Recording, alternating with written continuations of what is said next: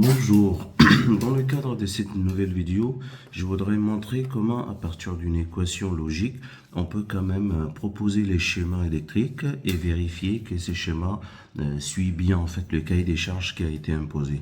Donc je prends l'exemple par exemple d'une sortie logique quelconque, que j'appelle ça H1 et qui est égal à S1 bar E, S2 ou S3. À partir de cette équation, comment est-ce que je peux proposer le schéma électrique et vérifier que ces schémas électriques suivent bien en fait cette équation-là. Donc j'avais rempli en fait la table des vérités, on va dire classique, à partir de différents états de S1, S2, S3. J'ai ici le H1 et la nouvelle, j'ai mis une nouvelle variable que j'appelle ça V. Et cette nouvelle variable-là, une fois que j'ai câblé, il va falloir vérifier en fonction des différents états des entrées. Il faut que le V coïncide avec le H1. Et donc, si le V coïncide avec le H1, ça veut dire que mon schéma qui a été proposé est normal. Alors, comment est-ce que comment on peut représenter ça des points de vue électriques, cette équation logique? Alors, si j'ai S1 bar, c'est la fonction note. Et donc, cette fonction note des points de vue électriques est représentée en fait par un contact NC. Voilà. Et donc, les autres sont représentés par des contacts normaux, on va dire. Ça, c'est contact normal. Ça aussi, c'est contact normal. Donc, ça, je vais appeler ça ici S2. Ça, j'appelle ici S3. Ça, j'appelle ici S1. Alors, comme entre S1 et le S2 ou S3, ici, il y a une fonction E. Donc, une fonction E, c'est une mise en série des interrupteurs. Donc ça, il faut que celui-là soit en série avec ça. Et comme la fonction, et pour la fonction OU, c'est une mise en parallèle. Donc comme ça, les deux sont en parallèle. Je vais le mettre d'abord en parallèle comme ça. Et ces blocs-là est en série avec S1. Donc je vais mettre en série comme ça. Et donc cela, ça veut dire S1 bar, E, S2 ou S3 est représenté comme ça. Et cela, il représente H. H est la sortie. Donc les entrées se mettent à gauche et les sorties se mettent à droite. Donc ça, c'est la sortie qui peut être représentée par exemple par un moteur ou une lampe, ou ça peut être par exemple un vérin. Donc là, c'est H1 ici. Alors, bien entendu, on alimente par là et on reboucle ici. Alors, le S1, c'est représenté par 1 et 2, c'est un contact NC. Donc, comme on peut le voir ici, là, par exemple, ça, c'est un contact NO. Donc là, il y a le 3 et 4. Donc, ceux-là, c'est 3 et 4. Ça, c'est 3 et 4. De la même façon, pour celui-là, si je reprends par exemple le contact NC, qui est comme ça, là, par exemple là, on voit qu'il y a 1 et 2 là. Donc ça, c'est 1 et 2. Et donc, pour le NO, c'est 3, 4. Le NC, c'est 1, 2. NO, c'est un contact normal. NC, c'est un contact normalement connecté. Voilà.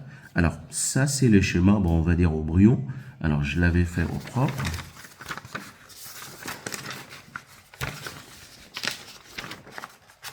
Voilà, c'est comme un schéma complet comme celui-là. Là.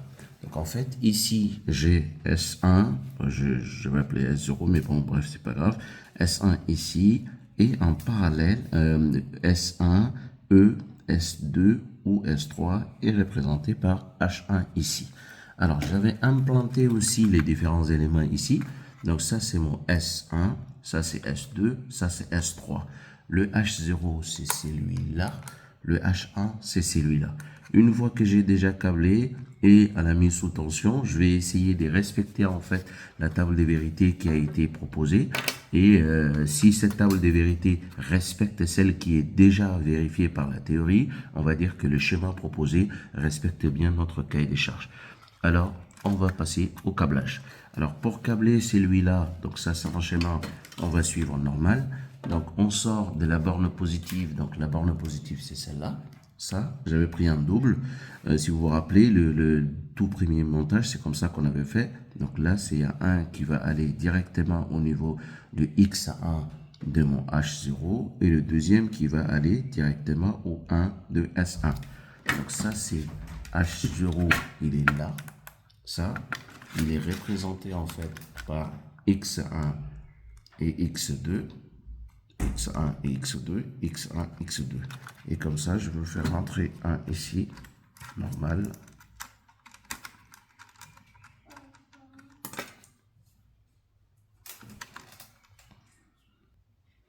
Alors, j'avais déjà câblé cette partie, et donc je vais continuer. Alors, la suite, c'était en fait de reprendre un câble qui sort du 2 de S1 et il va se subdiviser en deux pour aller au 3 de S2 et S3, comme ça. Donc là, en fait, je vais juste prendre un câble double que j'avais déjà préparé.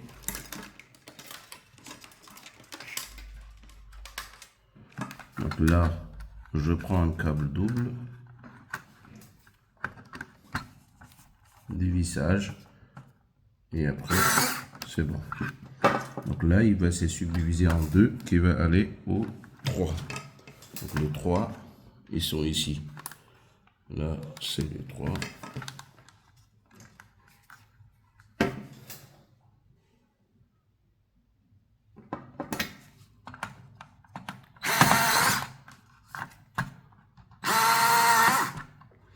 Voilà, donc ça, j'avais déjà connecté cette partie-là.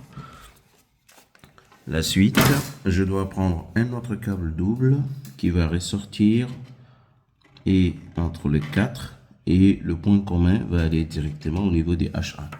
Donc, de la même façon, j'ai fait un câble double qui est là, comme ça. Et donc, en fait, le 2, je vais le mettre comme ça, dès là. Donc, dévisser un peu.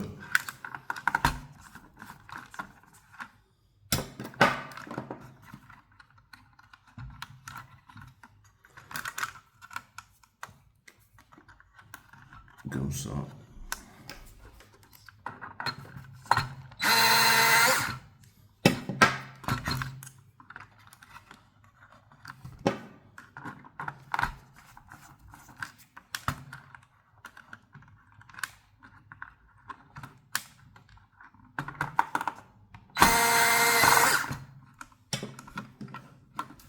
Et le X1, il est là. De mon H1.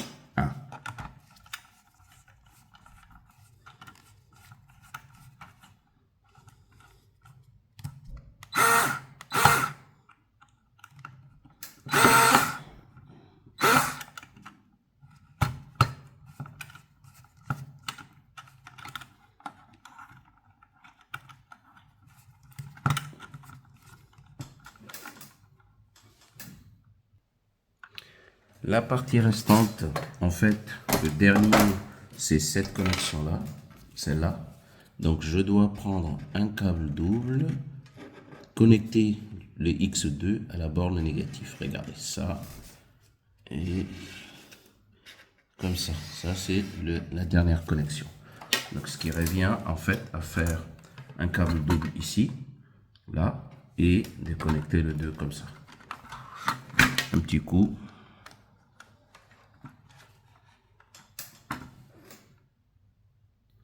Alors, le câblage est déjà fini. On va essayer de vérifier le bon fonctionnement de ces montages.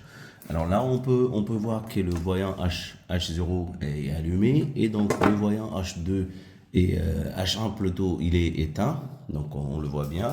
Après, il faut qu'on vérifie en fait le bon fonctionnement. Alors pour vérifier le bon fonctionnement de ces montages, il va falloir suivre ligne par ligne. Donc la première étape, c'est je n'appuie rien sur S0, S1, S2, S3, le H1 est éteint. Et là, on voit très bien que H1 est éteint. Alors, la deuxième étape consiste en fait à appuyer simplement sur S3. Si j'appuie sur S3, H1 va s'allumer. Et là, il faut que ce qui s'allume là, il faut que je le retrouve là. Donc, le S1, il est là. S2, il est là. S3, si j'appuie sur S3, vous avez vu, le H1 s'allume. Donc, comme ça, cette ligne-là, je vais essayer de la remplir. Et de la même façon, si je pars à la ligne suivante, donc j'appuie sur S2. Si j'appuie sur S2, la lampe va s'allumer aussi. Donc S2, il est là. Donc si j'appuie, la lampe s'allume. Donc comme ça, elle s'est allumée. Et donc, la troisième ligne, c'est celle-là. La troisième ligne, c'est d'appuyer en fait simultanément sur S2 et S3 et la lampe devrait s'allumer. Donc si j'appuie simultanément sur le 2, comme ça, et c'est allumé. Donc là, on voit qu'elle est allumée.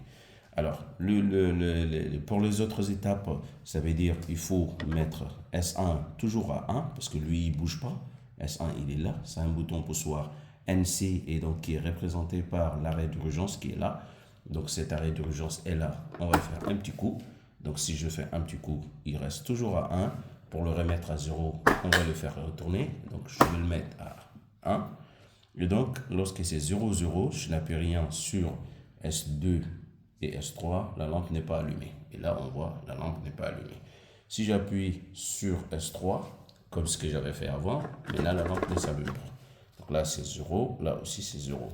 Si j'appuie sur S2, en appuyant sur S2 qui est là, la lampe, elle doit être éteinte. Donc si j'appuie sur S2 qui est là, elle est éteinte. Donc ça me fait 0. En appuyant même sur tous les deux qui sont là, la lampe va s'éteindre aussi. Elle reste toujours éteinte en fait. Là, elle est éteinte. Là, 0. Alors, celui-là, il est 0. Donc là, on remarque que H1, V1 égale à H1 parce que c'est 0, 0, 1, 1, 1, 1, 1, 1, 0, 0, 0 et 0.